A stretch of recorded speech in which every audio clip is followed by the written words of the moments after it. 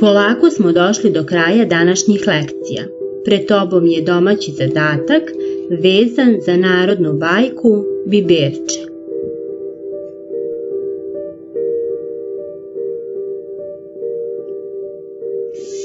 Najpre obrati pažnju na nepoznate reči. Ukoliko si imao poteškoća prilikom razumevanja bajke, evo spiska nepoznatih reči koje će ti pomoći da je bolje razumeš.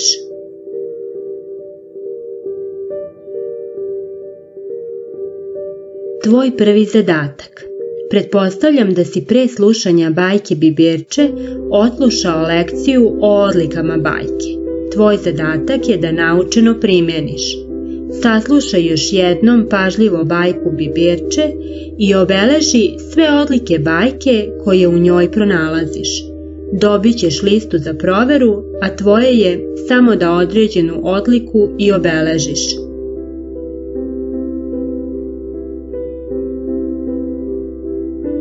Drugi zadatak. Razmisli zašto se glavni junak zove baš ovako, Biberče. Prilikom odgovaranja na ovo pitanje razmisli kakvo je to biberovo zrno. Kad ga pojedemo, kakav je ukus? Da li izgled može da nas prevari? Da li o nekome treba suditi samo na osnovu njegovog izgleda?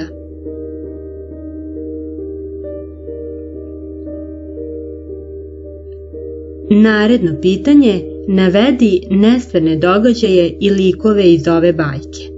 Evo ja ću početi. Ne može žena roditi dete malo kao biberovo zrno.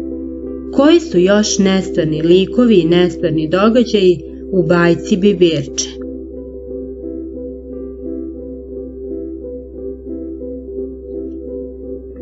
Sledeći zadatak, uporedi aždaju iz ove bajke i aždaju mitološko biće opisano u delu lekcije Ispovest aždaje koja je pobegla iz bajke.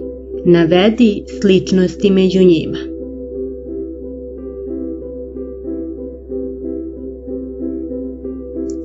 I poslednji zadatak za ovu lekciju, čemu nas je Biberče naučila? Koju smo poruku izvukli čitajući ovu bajku? Toliko za danas. Pozdravljate tvoja učiteljica.